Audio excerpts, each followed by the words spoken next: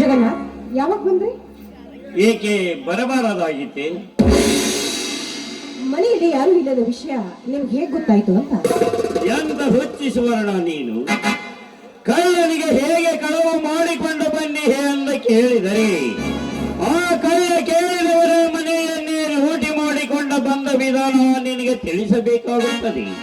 ಹೇಗೆ ನಿನ್ನತ್ತಿಗೆ ಸಾವಿತ್ರಿ ನೀರಿಗೆ ಹೋಗಿದ್ದನ್ನು ಕಂಡೆ, ಅವಳು ಬರುವುದು ಬಹಳ ಹೊತ್ತಾಗಬಹುದೆಂದು ನಾನು ತಿಳಿದುಕೊಂಡೆ. ಅದು ಅಲ್ಲದೆ ನಿನ್ನ ಮೈದನ ಬಸವರಾಜ ರಿಸಲ್ಟ್ ನೋಡಲು ಹೋದವನ ಇದುವರೆಗೂ ಬಂದಿಲ್ಲವೆಂದು ನಿನ್ನ ಚೀಟಿಯ ಮುಖಾಂತರ ತಿಳಿದುಕೊಂಡೆ. ಹೇಗೆ ಮನೆಯ ಜನರೆಲ್ಲರೂ ಹೋಗಿ ಒಂಟಿಯಾಗಿದ್ದ ನಿನಗೆ ನಂಟನಾಗಿ ಬರುವುದು ಎಷ್ಟೊತ್ತಿನ ಮಾತು. ಈಗ ಯಾರಾದ್ರೂ ಬಂದ್ರೆ ತಂಗಿಯನ್ನು ನೋಡಲು ಬಂದಿದ್ದೆ ಎಂದು ಹೇಳಿದರಾಯ್ತು. ನೋಡಿ ಜಗನ್ನಾಥ್, ನಾವಿಬ್ರು ಎಷ್ಟು ದಿನ ಅಂತ ಹೀಗೆ ಕಾಲ ಕಳೆಯುವುದು ಅಂತ. ಇನ್ನು ಕೆಲವೇ ದಿನಗಳ ಮಾತ್ರ ನಮ್ಮ ಕದ್ದು ಮುಚ್ಚಲಿ ಕಾಮದಾಟ. ಹೋಗಲಿ, ಈಗ ನಿನ್ನ ಗಂಡನ ವಿಷಯ ಎಲ್ಲಿಗೆ ಬಂದಿದೆ? ನಾನು ಹಾಕಿದ ಗೆರೆಯನ್ನ ದಾಟಿ ಮುನ್ನಡೆಯುವ ಶಕ್ತಿ ಅವರಲ್ಲಿಲ್ಲ ಅಂದಾಗ ನಾನು ಹೇಳಿದ ಹಾಗೆ ಕೇಳ್ತಾನೆ ಇರ್ತಾನೆ. ಸುವರ್ಣ, ಸದ್ಯ ನಾನು ಬೆಂಗಳೂರಿಗೆ ಹೋಗಬೇಕು. ಖರ್ಚಿಗಾಗಿ 50,000 ಹಣ ಬೇಕು. ಬೇಗ ಹೋಗಿ ತೆಗೆದುಕೊಂಡು ಬಾ. ಆಯ್ತು, ಕುಳಿತುಕೊಳ್ಳಿ. ಈ ಜೊತೆಗೆ ಚೆಕ್ ಅನ್ನು ತೆಗೆದುಕೊಂಡು ಬರ್ತೇನೆ. ಆಯ್ತು, ಬೇಗನೆ ಬಂದು ಬಿಡು.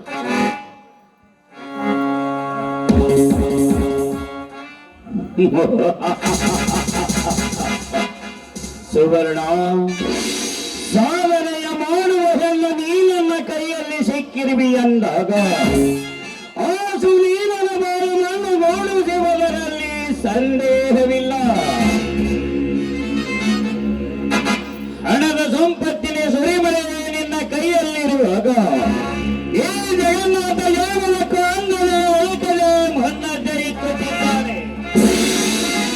ಸುನೀಲ ಸುಂದರವಾದ ಹೆಂಡತಿಯ ಯೌವನದ ಮಡದಿಯ ಜೊತೆಗೆ ಮನೆಯಲ್ಲಿದ್ದ ಹಣವನ್ನು ಕೂಡ ಕಳೆದುಕೊಳ್ಳುವ ನಿನ್ನಂತ ಮೂಢ ನನಗೆ ಸ್ನೇಹಿತನಾಗಿ ಸಿಕ್ಕಿದ್ದು ನನ್ನ ಪೂರ್ವ ಜನ್ಮದ ಪುಣ್ಯವೇ ಸರಿ.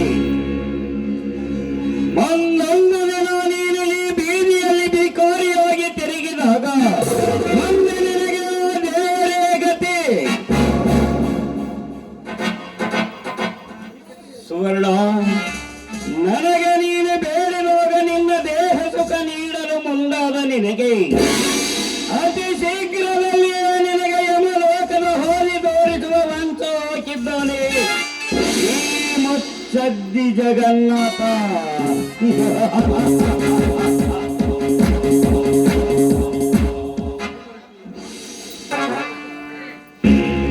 ಹೀಗಿಂತ ನಿನ್ನ ತುಂಬುಗಲ್ಲದಟ್ಟಿಗೆ ಅತಿ ಸೊಗಸಾಗಿದೆ.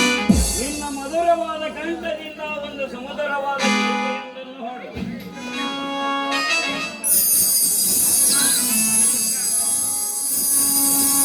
ಯಾಮಿನಿ ಯಾಗಮ್ಮ ನೀನು, ಯಾಮಿನಿ ಯಾಮಿನಿ ಯಾರಮ್ಮ ನೀನು, ಯಾಮಿನಿ ನಿನ್ನ ಚಂದವು ಚಂದ ಯಾಮಿನಿ, ನಿನ್ನ ಮುಗುಳಗೆ ಚಂದ ಯಾಮಿನಿ, ನಿನ್ನ ಬಿಂಬವು ಚಂದ ಯಾಮಿನಿ, ಯಾಮಿನಿ ಯಾಮಿನಿ ಯಾರಮ್ಮ ನೀನು, ಯಾಮಿನಿ ಯಾಮಿನಿ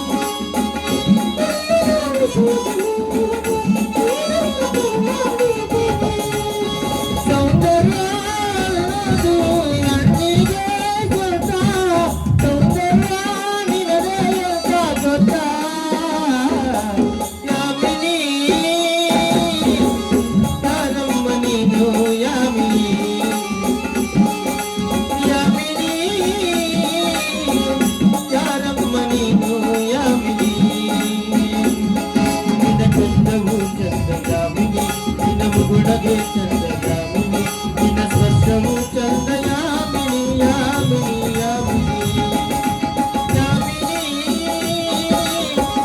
ಯಾರಮ್ಮ ನೀನು ಯಾಮಿನಿ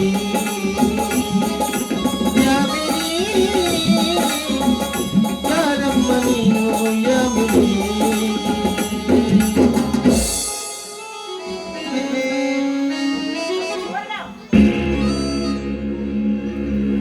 ಏನಿದು ನಿನ್ನ ಈ ಅವಿವೇಕದ ವರ್ತನೆ? ಛೀ, ಏನ್ ನಡೆಸ್ತಾ ಇದೀಯ ನೀನು ಇಲ್ಲಿ? ನೋಡು, ಒಂದು ಹೆಣ್ಣಾದಕ್ಕೆ ನೀನ್ ಈ ರೀತಿಯಾಗಿ ನಡೆದುಕೊಳ್ಳುವುದು ಎಷ್ಟು ಸರಿ?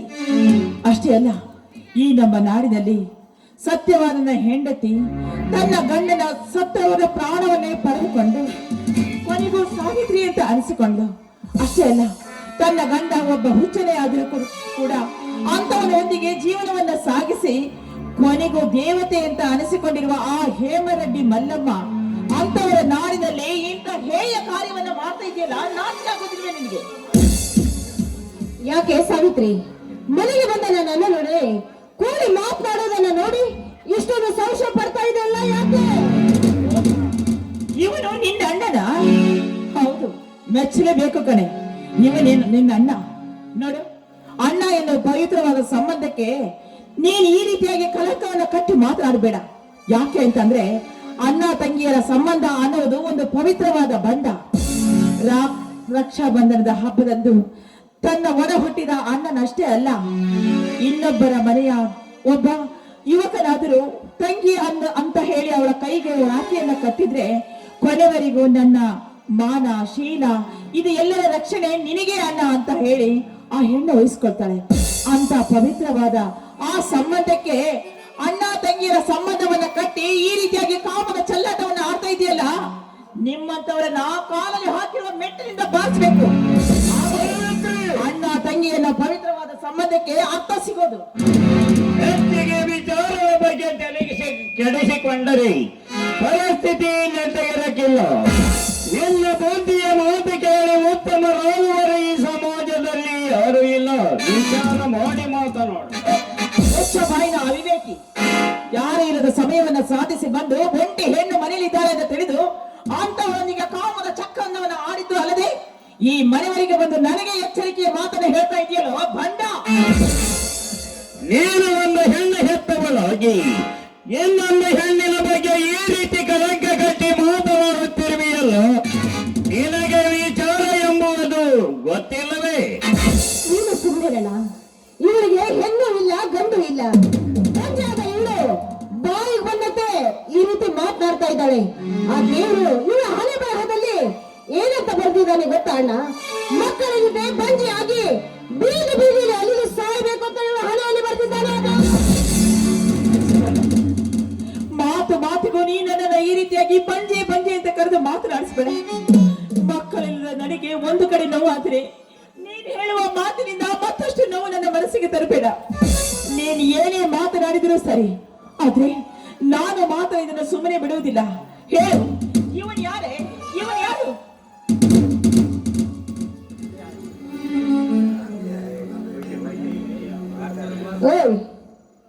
ಏನೇ ಮನೆಯಲ್ಲಿ ಬಂದವರಿಗೆ ಬಾಯಿಗೆ ಬಂದಂತೆ ಮಾತನಾಡ್ತಾ ಇದೆಯಲ್ಲ? ಮನೆ ಆಳಿನ ಹಾಗೆ ಕೆಲಸ ಮಾಡುವವಳು ನೀನು. ಅದನ್ನು ಬಿಟ್ಟು ಮನೆ ಹಿರಿಯ ಹಾಗೆ ಮಾತನಾಡುವ ಬಿಟ್ಟು ಮನೆಯೊಳಗೆ ಹೋಗಿ ಕೆಲಸ ಮಾಡ್ತಾಳೆ.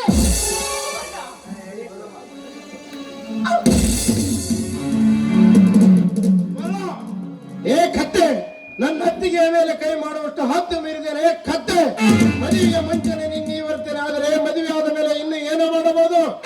ಅಣ್ಣನ ಹೆಂಡತಿಯಾಗಿ ಬರುವಳೆಂದು ಸುಮ್ಮನಿರಬೇಕಾಗಿದೆ. ಇಲ್ಲವಾದ್ರೆ ಏನು ಮಾಡ್ತಿದ್ಯೋ? ನೀನು ಮನೆಯಲ್ಲಿ ಇರ್ಲಿಲ್ಲ, ಇನ್ನು ನಿನ್ನ ಅಣ್ಣನ ಮದುವೆ ಆಗಿಲ್ಲ ಅಂತ ತಿಳಿದುಕೊಂಡಿದ್ಯಾ?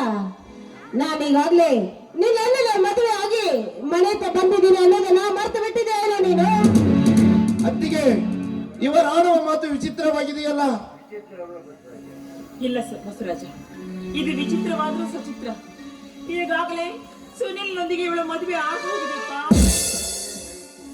ಅತ್ತಿಗೆ, ಇದನ್ನೇನು ಹೇಳುತ್ತಿರುವೆ ಅಮ್ಮ ನೀನು? ಒಡ ಹುಟ್ಟಿದವರನ್ನು ಬಿಟ್ಟು ನನ್ನ ಅಣ್ಣ ಸುನಿಲ ಇವಳನ್ನು ಮದುವೆಯಾದರೆ ಹೌದು ಸುನೀಲ, ಈ ನನ್ನ ತಂಗಿ ಸುವರ್ಣ ಹಾಗೂ ನಿನ್ನ ಅಣ್ಣನ ಮದುವೆ ಎಂದೇ ಮಾಡಿ ನಾ ಮುಗಿಸಿರುವೆ ಸ್ವಂತ ಖರ್ಚಿನಲ್ಲಿ. ಪಾಪ, ನೀನು ಇಟ್ಟಿದ್ದರೆ ಆ ಮದುವೆಯಲ್ಲಿ ನಿನಗೆ ಏನಾದರೂ ಸಿಗಬಹುದಿತ್ತು. ಹಾಗೆಲ್ಲ ನಾನು ಅಂದಿದ್ದು.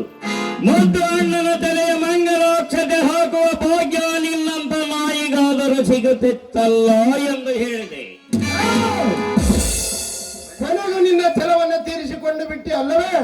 ಹಿಂದೆ ಕೌರವರಿಗೆ ಜಯ ಸಿಕ್ಕಿತಂದು ಕೇವಲ ಕ್ಷಣಿಕವಾಗಿ ಮುಂದೆ ಅಪೋಜ್ ಹೊಂದಿದ ಪಾಂಡವರಿಂದ ಕುರುಕ್ಷೇತ್ರದಲ್ಲಿ ನಿರ್ನಾಮವಾದರೆಂಬುದನ್ನು ಮಾತ್ರ ಮರೆಯಬೇಡ.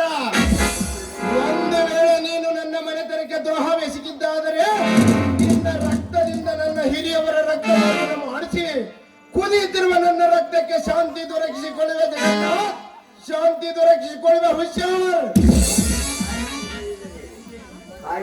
ಕಾಗಿ ಬಗಳಿದರೆ ಕೋಗಿಲಿ ಆಗಬಹುದೇ ಬಸವರಾಜ.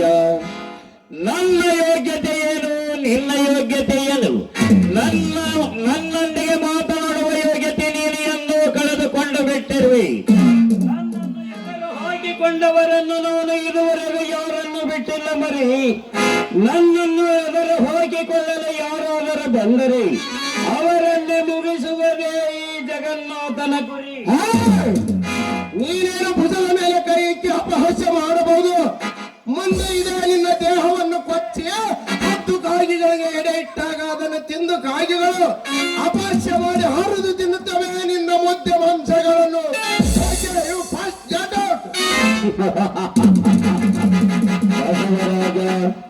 ಚೋಟದಿಂದ ನೀನು ನನ್ನೆವರಿಗೆ ಕೋಟ ಬುದ್ಧಿ ತೋರಿಸಬೇಡ. ನನ್ನನ್ನು ಈ ಮನೆಯಿಂದ ಹೊರಹಾಕಲು ನೀನಾರು?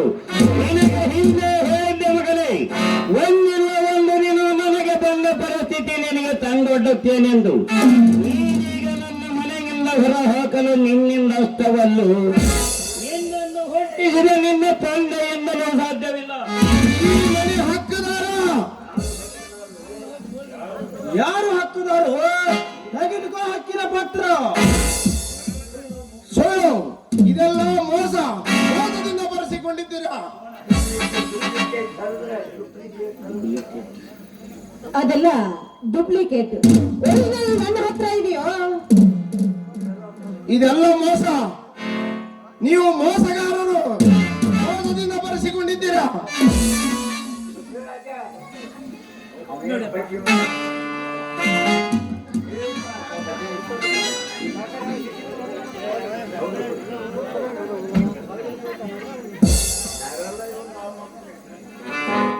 ಹೌದು ಬಸವರಾಜ, ನಾವೆಲ್ಲ ಇವರ ಆಳು ಮಕ್ಕಳು. ಫ್ಯಾಕ್ಟ್ರಿ, ಗದ್ದೆ, ಇನ್ನುಳಿದ ಎಲ್ಲ ವ್ಯವಹಾರವನ್ನು ಸುನಿಲನ ಹೆಸರಿಗೆ ಬರೆದು ಎರಡಾಡುವ ಮನೆಯನ್ನು ಒಡೆಯುವಂತೆ ನೋಡಿ. ಇದಕ್ಕೆ ನನ್ನ ಒಪ್ಪಿಗೆ ಇಲ್ಲ. ನಿನಗೆ ಕೈ ಮುಗಿದು ಬೇಡಿಕೊಳ್ಳುವ ಬಸವರಾಜ, ತಂದೆಗೆ ಕೊಟ್ಟ ಮಾತಿನ ಪ್ರಕಾರ ನಾನು ಈ ಕಾರ್ಯ ಕೈ ನಾ ಕೊಟ್ಟ ಮಾತಿನ ಪ್ರಕಾರ ನೀರು ನಡೆದುಕೊಳ್ಳದಿದ್ದರೆ ನನ್ನ ಹಣೆಯಾಗಿದೆ. ಇಲ್ಲಿಯವರೆಗೂ ನನ್ನ ಮೇಲಿದ್ದ ಪ್ರೀತಿ ವಿಶ್ವಾಸ ಹರಿದು ಹೋಯಿತೆಂದು ಎಲ್ಲಿಯೋ ಹೊರಟು ಹೋಗಿದೆ.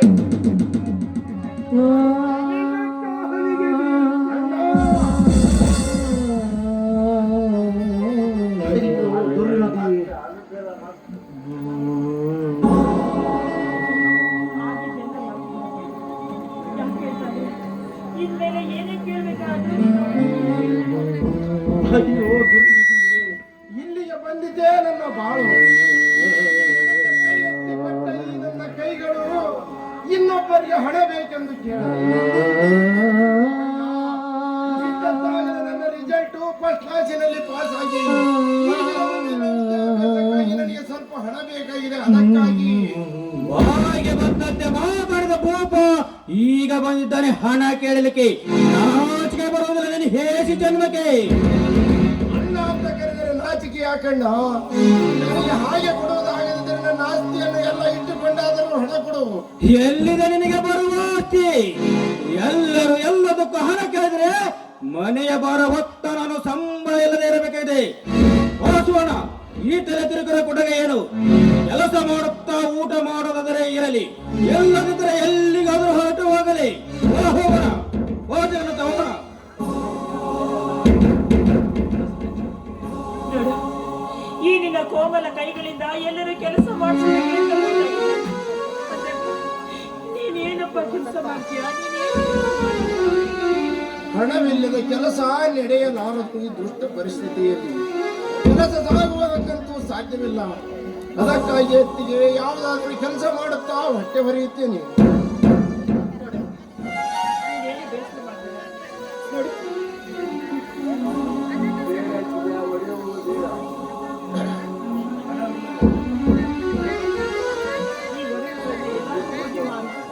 ಮಾರಿ ಅದರಿಂದ ಬಂದಿರುವ ಹಣದಿಂದ ಯಾವುದಾದ್ರೂ ಒಂದು ಕೆಲಸವನ್ನು ಮಾಡಿ.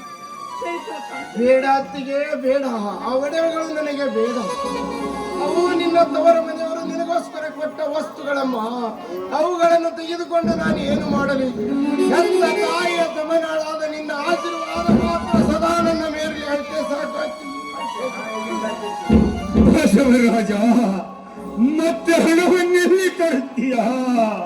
ಹಣವಿಲ್ಲದ ಕೆಲಸ ನಡೆಯಲಾರದು ಈ ದುಷ್ಟರ ಪರಿಸ್ಥಿತಿಯಲ್ಲಿ.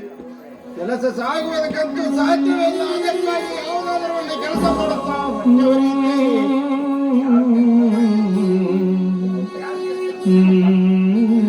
ನೀನು ಕೆಲಸ ಮಾಡ್ತೀನಿ ಅಂತ ಹೇಳಿದ್ಯಲ್ಲ, ಯಾವ ಕೆಲಸವನ್ನ ಮಾಡ್ತೀಯಪ್ಪ?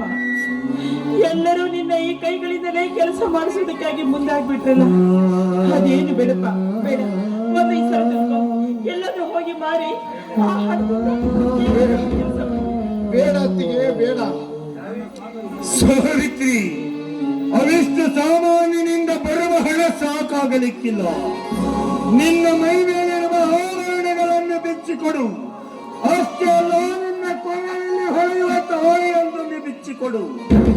ಒಬ್ಬ ಸಾಧ್ವಿಯು ತನ್ನ ಮೈದುನನ ಏಳಿಗೆಗೆ ಹೋಗಿ ತನ್ನ ಕೊನೆಯಲ್ಲಿರುವ ತಾಯಿಯನ್ನು ಬಿಚ್ಚಿಕೊಟ್ಟರೆಂದು ಇತಿಹಾಸದ ಪುಸ್ತಕದ ಸುವರ್ಣಾಕ್ಷರಗಳಿಂದ ಬರೆದಿಡಲಿ. ಕೊಡುಸಾರಿತ್ರಿ, ಏಕೆ ಸಂಶಯ? ಮಾಂಗಲ್ಯವನ್ನು ಕಟ್ಟಿದ ಪತಿಯೇ ನನ್ನ ಬಳಿಯಲ್ಲಿರುವಾಗ ಈ ಚಿನ್ನದ ಸರದ ಬಗ್ಗೆ ನಾನು ಯಾವತ್ತೂ ಯೋಚನೆ ಮಾಡಲ್ಲ. ಎಲ್ಲ ಅತ್ತಿಗೆ. ಏಕೆ ಬಸವರಾಜ? ಯಾಕಪ್ಪ? ಅತ್ತಿಗೆ, ತನ್ನ ಸ್ವಾರ್ಥಕ್ಕಾಗಿ ಘನತೆಯರ ಕೊರಳನ್ನು ಬರೆಯೋದು ಮಾಡಿ ನನ್ನ ಹೊಟ್ಟೆ ತುಂಬಿಸಿಕೊಳ್ಳುವ ಬಂಡ ನನ್ನ ಮಾಯಿ ನಿನ್ನ ಮೈದುನ. ಪರನಾರಿಯರ ತಾಳೆಯನ್ನೇ ಕಾಪಾಡುವ ನನಗೆ ನನ್ನತ್ತಿಗೆ ಮಾಂಗಲ್ಯವನ್ನು ತೆಗೆದೊಯ್ಯುವ ಪಾಪಿ ನಾನಲ್ಲಮ್ಮ. ಅತ್ತಿಗೆ, ಈ ನಿನ್ನ ಕೈಯಲ್ಲಿರುವ ಸಮಾನಗಳನ್ನು ಅಟ್ಟೆ ಕೊಡಮ್ಮ, ಸಾಕು, ಒಯ್ತೇನೆ. ಕೊಡು ಸಾವಿತ್ರಿ, ಏಕೆ ಸಂಶಯ? ಬೇಗ ಹೋಗಿ ಕೆಲಸ ಮುಗಿಸಿಕೊಳ್ಳಿ.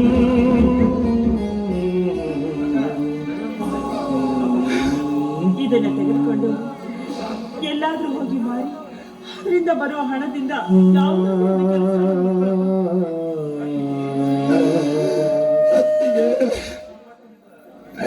ಸಿರಿ ಸಂಪತ್ತಿನಿಂದ ಇದ್ದಾಗ ಬಡಬಗ್ಗರಿಗೆ ದಾನ ಮಾಡಿದ ಈ ನಿನ್ನ ಕೈಗಳಿಂದ ತನ್ನ ಮಗನ ಸ್ವರೂಪನಾದ ನನಗೆ ತನ್ನ ಆಭರಣಗಳನ್ನು ಕೊಡುವ ಸಂದರ್ಭ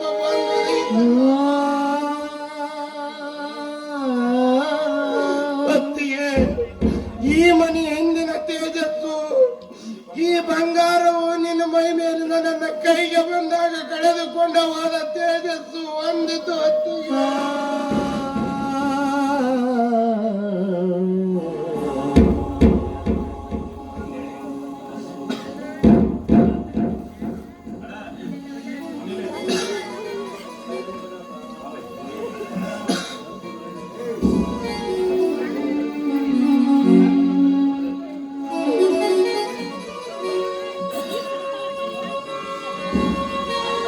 ಬಣ್ಣದ ಬದುಕು ಬದಲಾಯಿತೆ,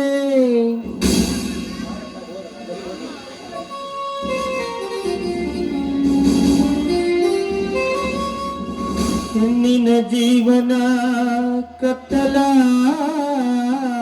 ಏಕೆ ಹೆಣ್ಣಿನ ಜೀವನ ಕತ್ತಲಾಯಿತೆ ಯಾರು ಮಾಡಿದ ಪಾಪ